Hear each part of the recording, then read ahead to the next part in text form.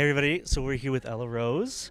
Go ahead and let us know who you are, what your role is, and why you're here, and what's your background. Sure. So my name is Ella Rose, and I am the youth executive of the OFIFC Board of Directors, and I am also the youth executive of the OFIFC IYC, which is our Indigenous Youth Council. Amazing. Yeah. Yeah, it seems like you've been doing a lot here. What would you say your role is for this event? Uh, I don't really have a role, to be honest.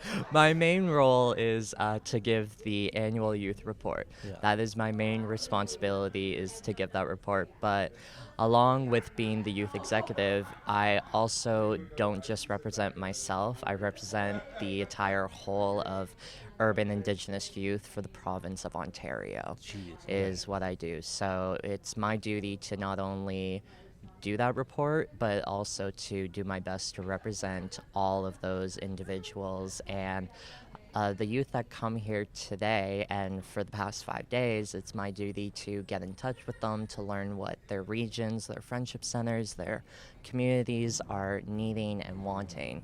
So it is not just a simple job, but it depends on how much you put into it. Yeah, I was going to jokingly say, name every youth in the province, but it sounds like you almost could if you're getting in contact and finding out all that sort of information. That's amazing. Yeah. Do you know how many people then you work with or are in contact with? So I work with a range of different people within the OFIFC, within the friendship centers. So I would probably say on an annual base, I may be in contact with like over 100 plus individuals, because that goes from staff to politicians to policymakers to government officials to then our youth to their executive directors to their staff workers. With the pandemic, it wasn't that easy to Right. do that, but I'm very much looking forward to less restrictions, and I've already been invited by 2 friendship centers to come out and see what they're doing. It's amazing. I feel like I'm going to keep just going on tangents. Well, how long have you been in this role for then? I have been the youth executive for 1 year. Okay. I was filling a vacancy, and now I'm in a 2-year term. Okay. So you have your role then has been very much just during COVID. Yes. So have you not then had the opportunity to go out there and actually, has it just been all online? It's all been online so far, which is very sad because it's a different environment when you're doing it online versus in person. Yeah. And so I'm very excited this year that we'll be able to be in person, traveling, and meeting all of these amazing people. Yeah, that'd be amazing. Especially if it's the whole of Ontario and you're getting to go see all these. Because so we have 29 centers that are here. A lot of them are remote, so you're probably going to be going into those places. Would you be able to tell us a little bit about your center? Of course. So I am at the Fort Erie Native Friendship Center, which is located in Fort Erie in the beautiful region of Niagara. And we are, I don't even know how to sum it up, but we are just a ball of fire, just going through everything and breaking all the barriers as much as possible. We have a amazing huge center, and then we have 2 childcare centers. We just finished the build of our Aboriginal Head Start building, and we're in the middle of building our tiny homes project, which is for the justice program for our Indigenous brothers and sisters that are coming out of the prison system and need housing and referrals and letters of recommendation for when they do want to get their own places. And then we also are in the middle of purchasing 15 acres of agricultural land for growing all of our different medicines, corn, and we found out that the land has some wetland, so we will be growing some wild rice. That's amazing. Wow. So you say the tiny homes. Is that just sort of a name, or is that in the literal sense? That is, I believe that is in the literal sense of tiny homes. We're building 12 of them, I believe, on our property. We had to look at our property line, and we found out that some of our neighbors are actually on our land. So Oh, well. we had to inform them and the town that we need them to move back and give us back our land. And so then we're going to be building tiny homes along there, and they're just single units really for individuals to get started and to come back into the community. Oh, so would it not then be a permanent sort of like you're coming out of, you said like the prison system and things like Yeah. that, sort of like we're just going to help you get a start.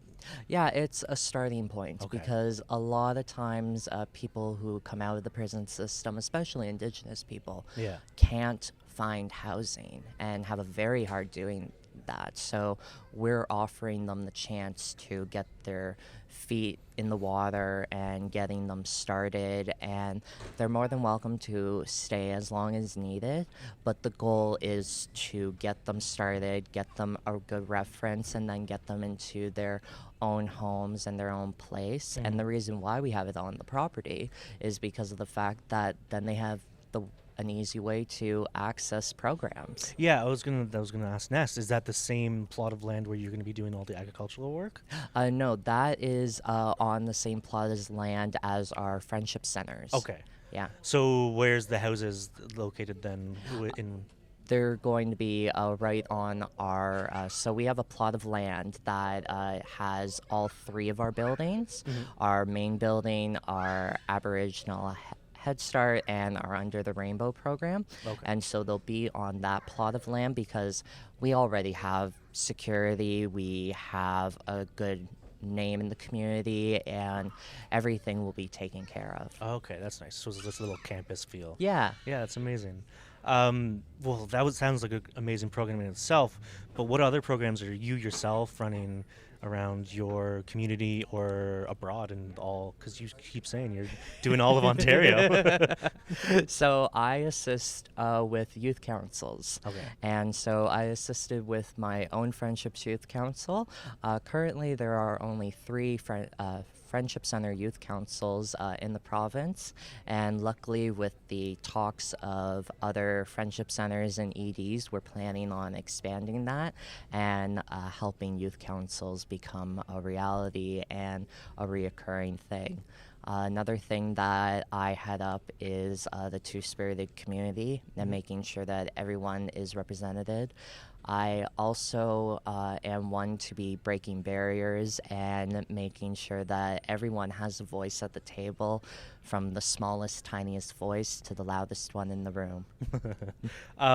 You mentioned all the youth councils. So for a lot of us, this was just a 2-day event, but two of the people who work with me, Jaden and Emily, they've been here all week. Is that a part of that? Yes, Okay. that is. That is the IYC's assembly for our elections. And so a lot of time the youth will come here before the AGM and we'll spend a day going over the business and selecting those individuals to represent their regions to join the Indigenous Youth Council of the OFIFC. Okay. And then we then do a fun day where this time we went out to the Toronto Island, and I got completely sunburnt on my face, but nowhere else. And we do team building exercises, bonding time, and just having a good time away from the business. And then we come back and we get into the AGM portion of it with the rest of the OFIFC, with our executive directors and then with OFIFC staff, and then we build off that. And this year, since we were able to be in person, a lot of us gathered together and started asking questions about, what is your Friendship Center doing with your youth council? Oh, you don't have one? Okay, well, let's help you. Let's figure out how we can do this, and let's work as a team. Yeah, we were trying to do a lot of stuff like that with MYW work. We had opened up a big list of sensors that we could find and see if we could go in there and help them start some programs. So that's amazing. Tell me a little bit more about the Two-Spirited work that you're doing. Yeah, so along the lines of two-spirited work is really helping individuals who are two-spirited and helping them grow into becoming this beautiful butterfly. At a very young age, I knew that I was different, Mm. and I was constantly bullied for that. And I then grew up constantly being the ugly duck, if you could say. And then I slowly started to grow up into leadership positions, and I was able to give a voice for two-spirited people. So a lot of times I will get asked to come out and do workshops on what two-spirited is, and give talks on what it is to be a two-spirited transgender woman in a world like this. Mhm. And a lot of youth will come up to me and say, I think I may be two-spirited. And I'll have conversations with them and we'll talk about it. And I'm like, it's fully up to you.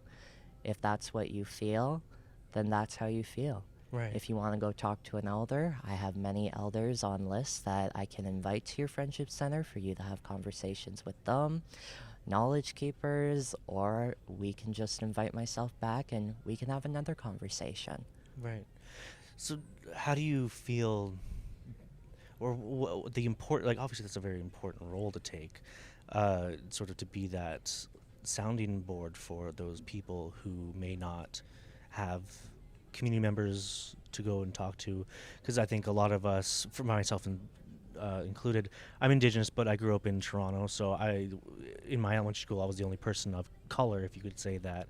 How do you think your role then to have to be that person for this whole entire group almost? Not to yeah.